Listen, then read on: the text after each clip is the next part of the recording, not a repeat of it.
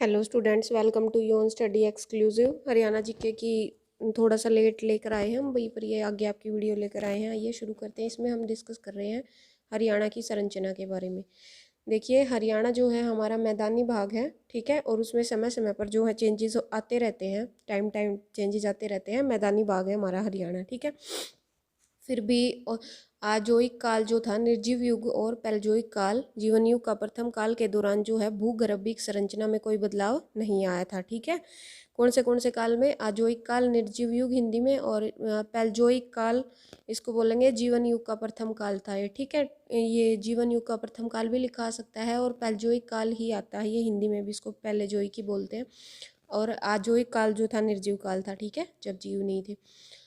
तो इस काल में जो था, इसकी संरचना में कोई भी भूगर्भिक जो संरचना थी उसमें क्या हुआ था, कोई भी परिवर्तन नहीं आया था। परंतु मेसोजोइक काल आता है मध्य जीवन युग का, ठीक है। पहले जोइक क्या है? जब जीवन की स्थापना मतलब स्टार्ट हुए थे, जब जीवन मिलने पृथ्वी पर, तो वो काल था पैलजोइक। उसके बाद मेसोजोइक जो जीवन युग का मध्य काल था, उसके दौरान हरियाणा की जो संरचना में बहुत सारे परिवर्तन हुए, ठीक है। नदी नाले टीले आदि का निर्माण हुआ, जलवायु का निर्धारण हुआ, ठीक है। उसके बाद आता है कैनेजोइक काल, तीसरे जीवन युग में क्या हुआ था? तीसरे जीवन युग में भी बहुत सारे चेंजेस हुए थे, ठीक है। आपने क्या देखा? तीन तरह के हमने काल देख लिए। आजोइक काल क्या था? जब जीव नहीं पाए जाते थे पृथ्वी पर, ठीक है। पहले जोइक क्या था? जब मतलब जीवन की मतलब कुछ कुछ पॉइंट्स मिलने स्टार्ट हुए थे भाई, कोई मान लीजिए कुछ जीव मिल गए इसमें, जिनमें जीवन पाया जाता था, निर्जीव चीज़ें नहीं थी। पहले शुरू में जो पत्थर पहाड़ वगैरह जो पाए जाते थे, चट्टानें मिलती थी, जल मिलता था, इस तरह से चीज़ें। देन फिर पैलजोइक काल में कुछ कुछ ऐसे पार्टिकल मिले जो जीवन जिनमें पाया जाता था। देन फिर क्या था? मेसोजोइक काल था, मध्य जीवन युग। उसमें क्या हुआ था? मेसोजोइक और कैनेजोइक काल में जो है हरियाणा की संरचना में चेंजेस हुए थे, ठीक है। आगे देख लेते हैं, कि इम्पोर्टेंट बात है ये। देखिए, कर्नल MC भार्गव के अनुसार हरियाणा के दक्षिण भागों को समुंदर छूता है। किसके अनुसार भाई? कर्नल MC भार्गव के अनुसार जो दक्षिण भाग है हरियाणा का, उसको कौन छूता है? समुंदर छूता है। दिल्ली के नज़दीक नजफगढ़ झील व राजस्थान झील समुंदर होने का प्रमाण देते हैं। जो दिल्ली के नज़दीक, जो दिल्ली में ही है नजफगढ़ झील है, वह राजस्थान में जो झील है वो क्या है? समुंदर होने का प्रमाण देते हैं, ठीक है। नजफगढ़ झील हरियाणा के मैदानी क्षेत्र में आती है, परंतु बाद में भूगर्भिक परिवर्तनों के कारण समुंदर दूर चला गया था, ठीक है। आगे देखिए, भौगोलिक दृष्टि से हरियाणा को 3 भागों में बांटा गया है। 3 भागों कौन कौन से हैं भाग? एक कुरुक्षेत्र हो गया भाई, एक हरियाणा हो गया, एक भटियाना हो गया, ठीक है। कुरुक्षेत्र में क्या आता है? इसमें करनाल व जींद जिले आते हैं, जहाँ चुआंग नदी बहती है। यह धार्मिक दृष्टि से अत्यधिक महत्वपूर्ण है, ठीक है। करनाल, कुरुक्षेत्र, जींद वगैरह जो जिले आते हैं, ये धार्मिक दृष्टि से बहुत महत्वपूर्ण है भाई, ठीक है। ये तो आप लोग पढ़ ही रहे हो हरियाणा जीके, तो इतना आपको पता ही होगा। हरियाणा, इसमें हांसी, हिसार व फतेहाबाद, भिवानी और रोहतक जिले आते हैं। अब हरियाणा देखते हैं हम। हरियाणा के अंतर्गत जो है भाई, इसमें हांसी, हिसार व फतेहाबाद, भिवानी और रोहतक जिलों के भाग आते हैं। इस भाग में जाटों की अधिकता के कारण इसे क्या कहा जाता है? जटियात अक्षेत्र भी इसको कहा जाता है। इसमें क्या है? जाटों की अधिकता, इसलिए इसको जटियात अक्षेत्र कहा जाता है। किसको? हरियाणा वाला जो क्षेत्र है। और किन आधार पर इनको कितने हरियाणा को जो भौगोलिक दृष्टि के आधार पर जो बांटा गया है 3 भागों में, कुरुक्षेत्र, हरियाणा और भटियाना। भटियाना देखिए, यह क्षेत्र भाटू कला, भानु, फतेहाबाद में आता है, जिनका संबंध किससे है? भाटी राजपूतों से है, ठीक है भाई। चलिए आगे देखते हैं हम। भौगोलिक संरचना देख लेते हैं एक बार इसकी। हरियाणा का भौगोलिक क्षेत्रफल भी है, ये तो पता ही होगा आपको, 44,212 वर्ग किलोमीटर है। देश के कुल क्षेत्रफल का कितना है? ये 1.34% है, ठीक है। क्षेत्रफल की दृष्टि से हरियाणा भारत में कौन से स्थान पर है? 21वें स्थान पर है, ठीक है। ये पूछे जाते हैं क्वेश्चन एक एक नंबर में, जो आपके आते हैं, ऑप्शन लगा देते हैं, 20वां, 19वां, 18वां, तो 21वां स्थान आता है, ठीक है। समुद्री तल से हरियाणा की साधारण ऊंचाई कितनी है भाई? 200-300 मीटर है, और 700 से 900 फीट है। समुद्री तल से हरियाणा की ऊंचाई कितनी है? 200-300 मीटर, 700 से 900 फीट है, ठीक है। जिसे घग्गर यमुना का मैदान कहा जाता है। किसको? हरियाणा को क्या कहा जाता है? घग्गर और यमुना का मैदान कहा जाता है, ठीक है। 68.21% मैदानी भाग है इसमें। कितना भाई? 68.21% जो है मैदानी भाग है, और 25.55% भाग जो है तरंगित मैदान व रेतीला है। ठीक है, 68.21% मैदानी है और 25.55 जो आपका क्या है, रेतीला है। ठीक है, उसके अलावा देखिए 93.76% व 3.09% पर चट्टाने व पहाड़ियाँ हैं। ठीक है, ये भी देख लेना आप।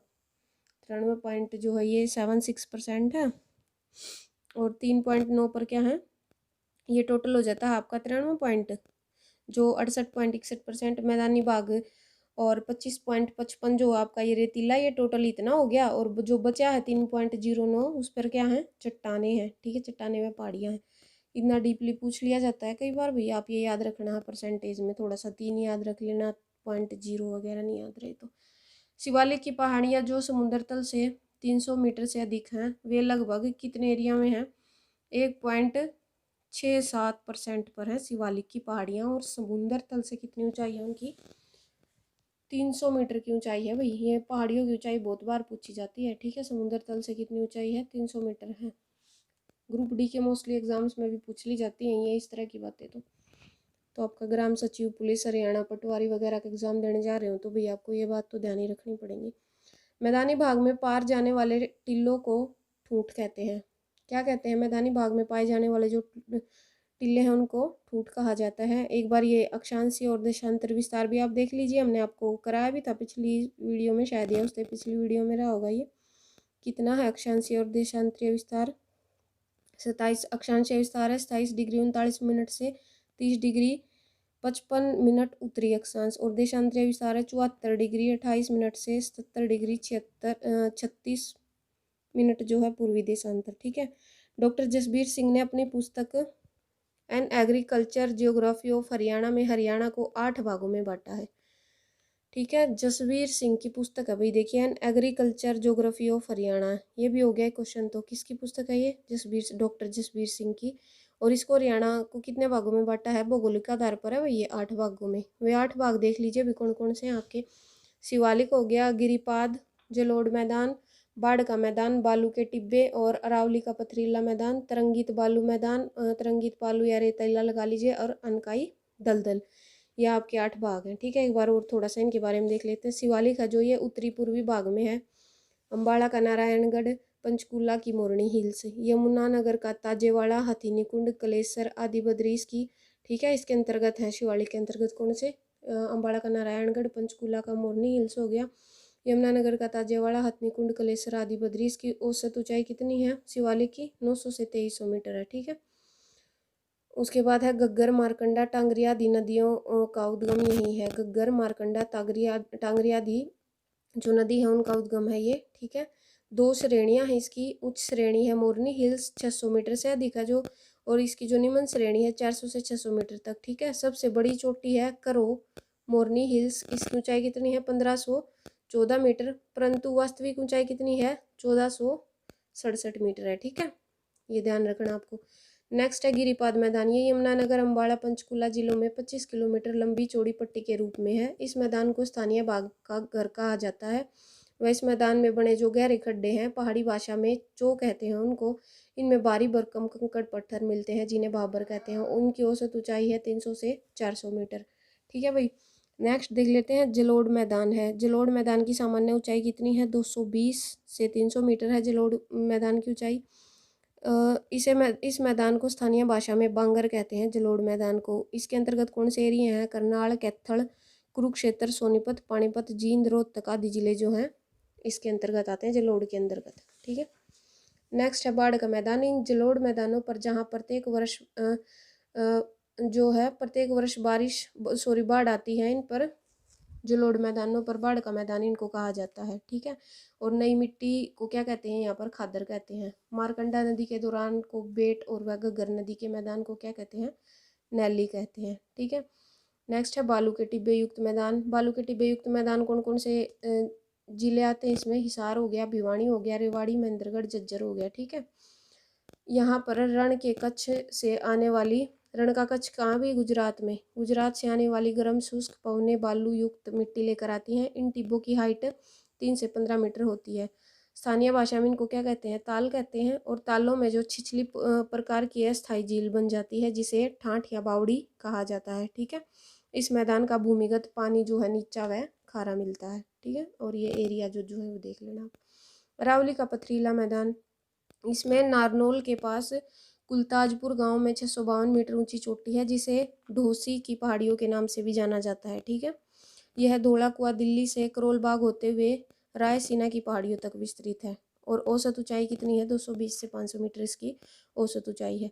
तरंगित बालू मैदान, ये महेंद्रगढ़, रेवाड़ी, गुड़गांव आदि क्षेत्रों में फैला है। इसका निर्माण वायु के निक्षेप से हुआ है। इनमें कहीं कहीं जलोढ़ मिट्टी के निक्षेप भी जो हैं पाए जाते हैं। निक्षेप जो होता है वही वायु से उड़कर मिट्टी आती है और कहीं और डाल दी जाती है, ठीक है, उसको बोलते हैं। नेक्स्ट है अनकाई दलदल, यह राज्य का एकमात्र ऐसा क्षेत्र है जिसकी ऊंचाई कितनी है, 200 मीटर से भी कम है, जो सिरसा में है। अतः ये हरियाणा का सबसे निचला धंसा हुआ इलाका है। अनकाई दलदल जो है सबसे निचला धंसा हुआ इलाका। ये थी आपकी हरियाणा की भौगोलिक संरचना। इसके अलावा कितने कितने परसेंट है यहाँ पर ये भी हमने इसमें लिख रखा है, ये आप एक बार देख लेना, ठीक है स्टूडेंट्स। भाई कुछ समझ में नहीं आता है तो कमेंट सेक्शन में आप हमको बता सकते हैं, ठीक है। अगर कोई कन्फ्यूज़न लग रहा है, कुछ भी नहीं समझ आ रहा है तो कमेंट सेक्शन में क्वेरी आप अपनी लिख सकते हैं।